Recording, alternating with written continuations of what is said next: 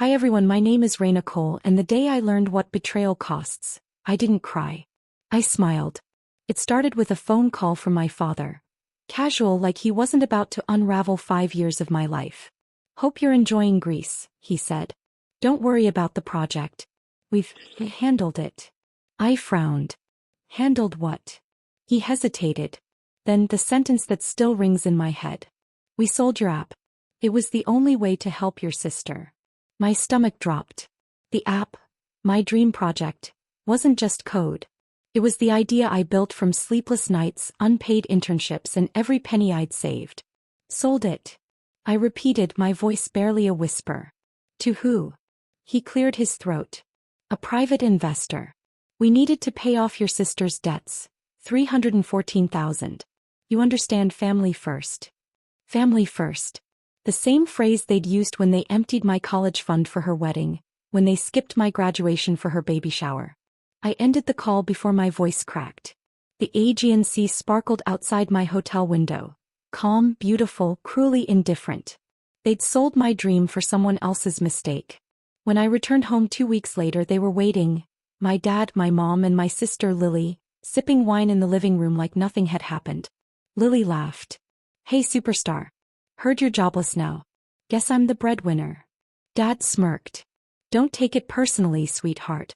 You're young, you'll build something else."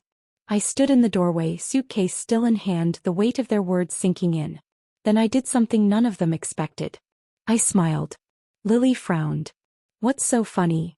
I looked at them one by one, the people who thought they'd destroyed me, and said quietly, "Nothing. Just thinking how expensive your lesson's about to be." They laughed again, confused. But deep down I was already rewinding to the part they didn't know. The dream project they sold was only version 1. The real one, the patent-protected AI-integrated version, was still mine. And I was about to make sure they found out the hard way. They thought they'd cashed me out.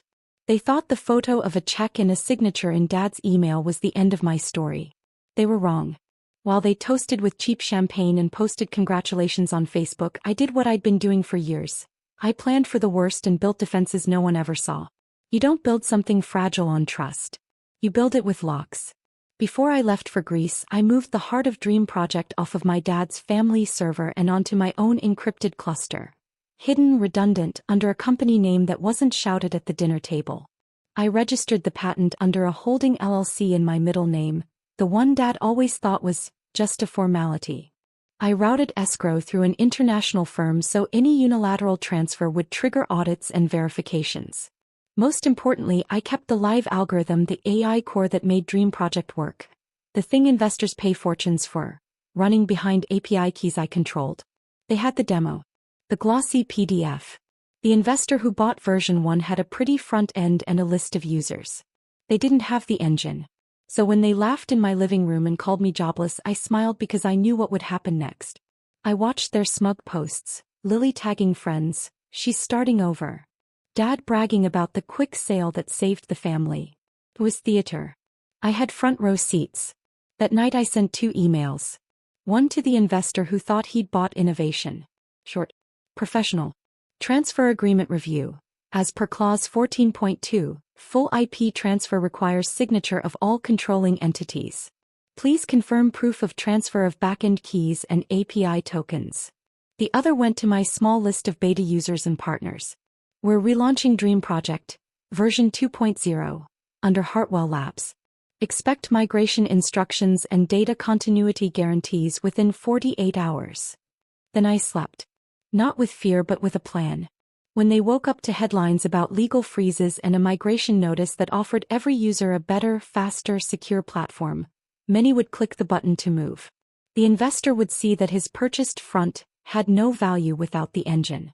Contracts signed by Dad would unravel under audit. They called. They texted. They threatened.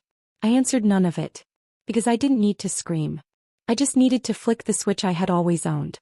And when the first dozen users migrated, the laughter in Dad's living room started to feel very small. By morning the numbers were already climbing. I sat at my desk, coffee in hand, watching the dashboard on my laptop come alive. 1,240 users migrated. Then 2,500. Then 4,000. Every click was proof that my dream was still mine, and that their betrayal had only accelerated my rise. The investor who bought my sold project sent the first panicked email. Subject: urgent, platform malfunction. The code is non-functional. Payment systems have collapsed. Where are the active licenses? I smiled. The active licenses were encrypted tokens linked to my private server, the one registered under Hartwell Labs. Without my authorization key, the platform was nothing but a hollow shell. At 11:14 a.m., Dad called. He didn't sound angry this time, he sounded scared. Raina, you need to fix this. They're saying it's fraud. I kept my voice calm. You mean you're fraud? Watch your tone, young lady. That project was in my house. My property. Correction, I said. It was on your Wi-Fi. That's not ownership. That's bad parenting with internet access. He sputtered. You're ruining this family. No, Dad, I whispered. You ruined it the day you decided my dreams were collateral. I hung up and opened my inbox. Dozens of venture capital firms were already contacting Hartwell Labs, intrigued by the sudden attention. They didn't care about the scandal. They cared about results. And results were exactly what I had. That evening, Lily showed up at my apartment, mascara smudged, voice trembling. They froze Dad's accounts. They're threatening to sue. You have to help. I looked at her, the sister who once laughed about my useless little startup. You didn't mind when they sold me out, I said softly. Now you want me to save you? Tears welled in her eyes. You can't do this to family. I stood meeting her gaze. You're right. I'm not doing this to family. I'm doing this for me. Behind her, the city lights flickered. And for the first time they looked like freedom, not distance. By the end of the week, the fallout was public. Headlines everywhere. Investor loses millions in tech deal gone wrong. Founder of Hartwell Labs revealed as original creator of Dream Project. Screenshots of my patent filings circulated online. My name in bold, my logo watermarked across the documents. The same project they sold to cover Lily's debt now had an estimated valuation of $8.2 million. Dad's business partners withdrew overnight. Lily's luxury apartment lease was terminated. And Elise, my stepmother, deleted her Facebook account after her "proud of my genius daughter" post turned into a comment war she couldn't control. The irony was beautiful and brutal. I hadn't ruined them. They'd simply stepped on a landmine they built themselves. That morning my father showed up at my office. Uninvited, exhausted, eyes sunken from sleepless nights. Raina, he said quietly, I didn't know they'd twist it. I thought I could fix it before you found out. Before I found out? I repeated, leaning back in my chair. Dad, you signed the transfer. You laughed when I came home. He rubbed his forehead. I panicked. Lily was drowning and I... You sold the lifeboat to save the anchor, I said coldly. He looked at me, the weight of shame pressing down on his once proud shoulders. I never meant to hurt you. I sighed, the anger fading into something quieter. Fatigue maybe. I know. But intent doesn't erase consequence. He blinked as if expecting forgiveness. Instead, I slid a document across the table. A formal revocation letter. I bought the company back legally, I said. And I made one small update to the investor report. He frowned. What update? That every future sale requires signatures from all shareholders. I smiled faintly. Don't worry, Dad, you're not one of them. He stared silent. Then finally whispered, You've changed. No, I said, standing. You just never saw me clearly before. As he left, I watched his reflection disappear in the glass wall. And for the first time I didn't feel like the daughter he lost. I felt like the woman I became because of it. The silence after my father left wasn't empty. It was clean. Like a space finally free of smoke after a fire. For days the media frenzy spun on its own. Commentators argued whether I'd outsmarted my family or betrayed them. But the truth was simpler. I'd stopped being collateral damage in someone else's chaos. Dream Project 2.0 officially launched under Hartwell Labs that Friday.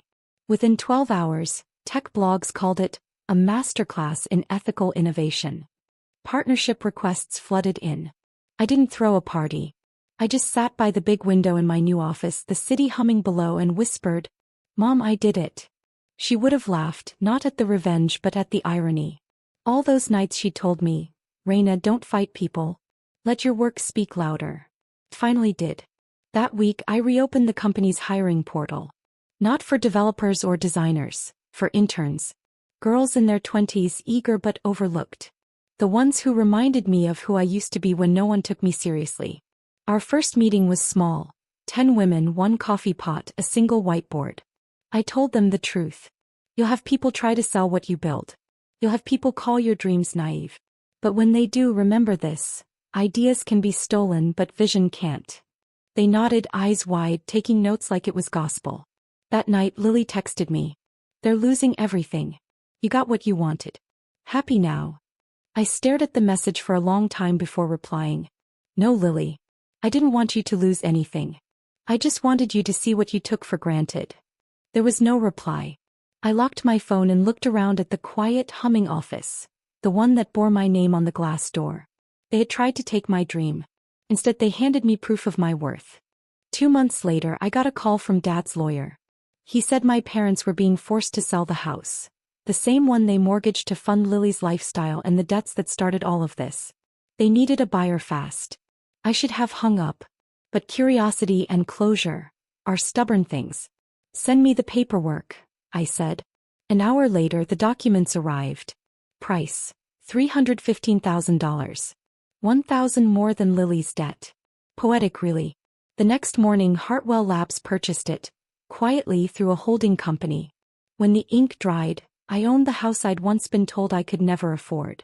A week later, I drove there, not to gloat but to finish something. The walls were bare. The echoes of laughter that once mocked me were gone. I walked into my old room, the one where Dream Project was born, and stood where my desk used to be. For years I'd felt small in that space. Now it felt like history, like something I'd outgrown. When Dad came by to collect the last of their boxes, he froze seeing me there. You bought it, he said flatly. Yes, I replied. It seemed like the only thing left worth saving. He looked down, shame replacing the arrogance that once filled his voice. What will you do with it? I smiled softly. Turn it into a workspace for girls with ideas. Ones nobody believes in, yet. He nodded, eyes glistening. Your mother would be proud. For once I believed him. As he left, I stood by the window, sunlight pouring through the empty room. The place that once witnessed my humiliation was now my victory ground. Some revenge burns things down.